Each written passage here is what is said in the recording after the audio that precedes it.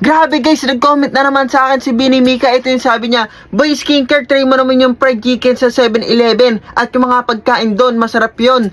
Wow, guys, si Bini Mika na yan, kaya hindi ko natatanggihan. Kaya tara, let's go. Kaya ayan guys, pumunta na nga pala ako sa pinakamalayong 7-Eleven para i-check kung may fried chicken pa sila. At ang swerte ko nga pala guys, kasi may naubutan pa akong isa. Bago ko nga pala ito bilhin guys, may susubukan nga pala muna akong drink. Siguro yung isang piraso, tinira talaga para sa akin. Pati nga rin pala yung mga nasa taas, binili ko na rin. Ito nga lang pala yung pinakamasakit, yung bayaran. Bibili nga rin sana ako ng premium hotdog, kaso wala na nga pala silang ban. Kaya imbis na hotdog yung nabili ko nga pala yung siopaw. Pero okay na to, basta makain. Pagka-uwi ko nga pala, inayos ko lang to para makita nyo yung mga pinagbibili ko. At i-comment nyo nga pala guys kung magkano nga pala yung total na nagastos ko. Meron ako resibo, kaya ang makakawala, meron G-Shock. So ayan guys, maghahanis review ako dito kung anong lasa at kung worth it ba yung pera natin dito. Yan, bumili ako dito. Di ko alam kung ano-ano to, pero basta pagkain. Tapos guys, ayan yung chicken nga pala nito. Oh guys, ayan.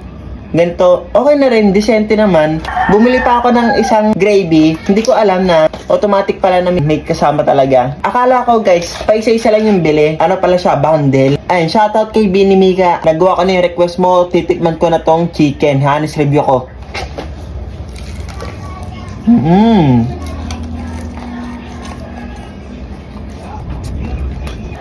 Hanis review ko guys. Hindi siya malasa tulad ng KFC, ng Jollibee. Para siyang chicken ng McDo na maliit. Ang maganda dito, juicy. Pero yung presyo niya guys, di ko alam kung magkano, pero para mas mahal pa yata sa Chicken Joy ng Jollibee. Yung negative nga lang pala dito guys, ay mainit naman siya, kaso hindi siya creepy. Ayun na.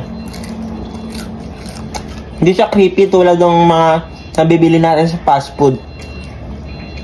Plus points ko naman dito guys, yung kanin nila, hindi malata. Minalasan ako dito, parang maanghang, may medyo maanghang. Yun nga lang guys, di talaga siya ganun ka-seasoned. Di tulad ng Jollibee tsaka KFC. I-rate ko to guys ng mga 7, ganun. Masarap, mag-e-enjoy ka. Yan, chicken skin plus gravy.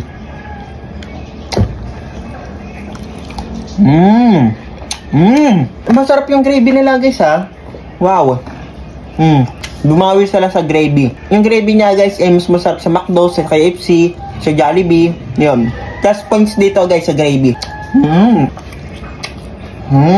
So ayan guys, naubos ko yung kanin tapos nagtira pa akong manok. Hindi ko alam guys kung bakit pinapareview to ni Bini Mika. Siguro favorite ni Bini Mika to. First time ko nga pala kumain ng fried chicken sa convenience store tulad ng 7-Eleven, Alphamart, tsaka ng Ministop.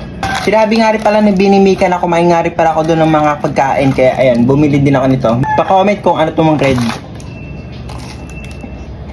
Medyo malansa. Malambot yung tinapay pero crispy. Comment mga Bini Mika kung ano to. Next guys, ito para siyang lagayan ng AirPods. Chocolate. Rate ko dito guys 8/10 para siyang chocolate syrup. Next guys, ito. Malambot siya, squishy. Ang ganda ng pagkatinapay niya guys oh. Malasa, ang sarap. Sarap ah. Ang sarap ng tinapay na to guys. Next guys, siopaw na chocolate.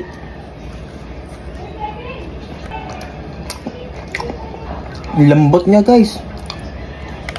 Ang lambot tapos hindi matamis yung chocolate niya. At yung last guys, Starbucks. Ito yung pinakamahal. First time ko nga pala makakainom ng ganitong Starbucks guys. Kaya hindi ko alam kung anong i-expect ko. Alam ko mamahalin mga Starbucks tapos mga mayaman lang yung afford. ASMR natin guys. Wow!